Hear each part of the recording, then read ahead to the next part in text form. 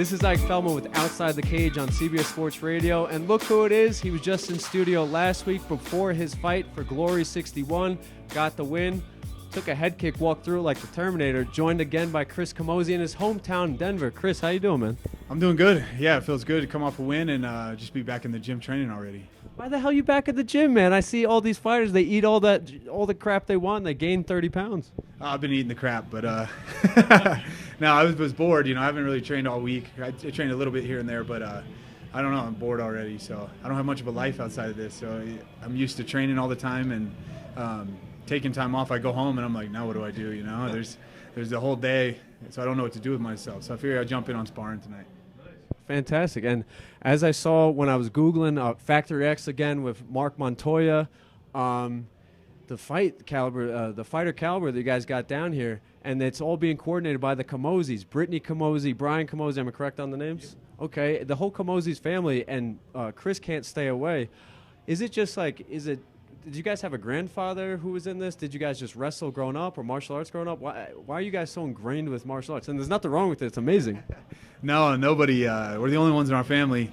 So I don't know. We just, even as kids, we were hooked on it. Our parents gave us boxing gloves when we were kids, like all parents should do. And we would just beat the crap out of each other all growing up. That was it. Every day we would be jumping on a trampoline and punching and kicking each other. And now look at us. Nice. And it shows, man. Watching Brian overseeing, and we're here. If you guys hear the noise, that's people's heads bashing against the wall. It's Friday night sparring at Factory X. Watching Brian, man, just work his fighters through some of the sparring sessions. This is my first sparring session. It's amazing. I'm literally on a high this week, being joined with all these fight gyms. Is there a certain, I didn't want to film the sparring session because I feel it's like a certain, not secret, but I know fighters can be sensitive about it. Take us through the steps, because you just fought last week, from training to strength and conditioning to fight week to sparring to actual fighting. Can you see that the fighters are, who's got it before there's an actual fight? Because there's a lot of young up-and-comers, and I see the energy here. Yeah, sometimes. That was a long-ass question. I'll figure it out. No, sometimes you can tell who's got it and who doesn't, but there are guys that develop, that you come in, or they come in and you're like, man, I don't think this guy's going to make it. And then, over the years, they just find their own and start building off of it and growing. But, there's definitely people that walk in that you can tell just have it. It's a lot about heart more than anything. Nobody expects you to come in here and beat everybody up. If you do, then this gym's not doing too well. We expect new people when they come in, they're probably going to take their beatings for a while, but it's the people that keep coming back and keep jumping in rounds with guys they know that are better than them, and just going after those guys. Those are the kind of guys we see and we're like, oh man, he's got it, because he's coming back for more every time. Is it, do you want to keep their egos down and not pump them up too much? What's the strategy to grooming some of these guys? Now that are you more on the coaching side now, or has this always been your involvement at the Factory X? I help out my friends. I'm not a coach here, and I don't own the gym. No, and my brother, I would say, is drifting into a coaching role quite a bit. He teaches a lot of the Muay Thai classes and stuff here, and then he coaches me when Mark's traveling. But no, it's fun to coach guys and help out.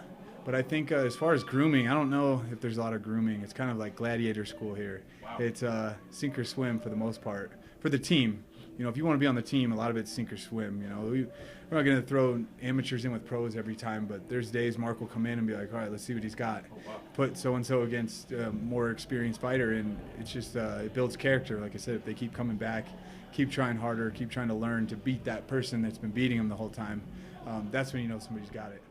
Awesome. I just seen, sticking about the sparring sessions, I just seen Fighter X, it was a pretty prominent name in MMA, and it was a younger guy, maybe an unknown guy who had the better of him, and there's a lot of his peers around. Do you feel that some fighters can get sensitive, during sparring, and they ramp it up too much? Because this young kid, he's like, if I could beat this guy, I could beat everybody. What would you tell any young fighter? Guys that have been around for a while, they know training's training, fighting's fighting. You might be able to beat some high-level guys here, around here, around there, or even... Dude, he had a rear naked. I was like, oh, my God, this guy's he's a pretty prominent name. Yeah, even it doesn't matter, sparring. So in here, we try new things and stuff. So you might get caught trying something new, or somebody might just get the better of you, but it's all about being able to do it on that night in front of a crowd, on TV. There's a lot more that goes into being a seasoned fighter than just...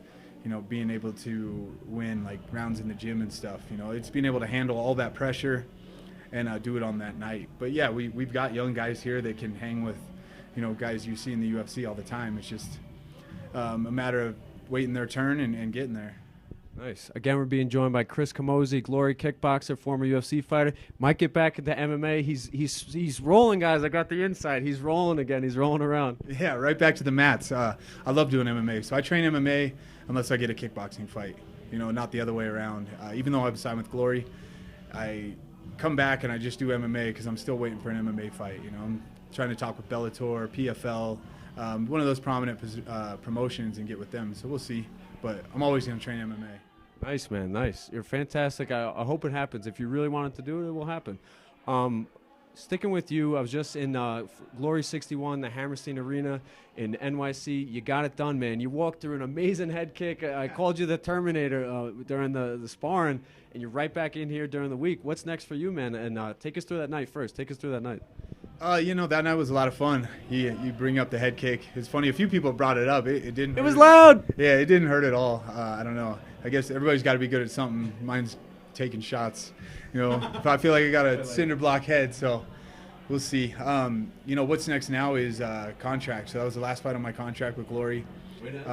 Yeah, thank you. So obviously it's a good one to walk off on and let my manager do the renegotiating, or we'll see what goes. But I've got a lot of offers, so I'm excited to see what's next. My final thing, man, how much has just focusing when you're not rolling around, focusing on your hands and legs, really helped? Because there were some nasty body shots during your fight. It's helped me a ton, actually, even with MMA. After my last kickboxing fight, I came back, was training MMA. My takedowns got better, my jiu-jitsu got better. I don't know why. I think it's just I'm not thinking as much, but a lot of it is footwork. I focus so much on striking that my footwork got better, so my feet are under me better for defending takedowns or even getting takedowns. Instead of diving in, my feet are already under me while I'm throwing punches and stuff. And I think that has been a huge thing for me because I feel better fighting MMA than I ever have. Chris, congratulations on the win, and can't wait for what you're going to do next. Awesome. Thank you.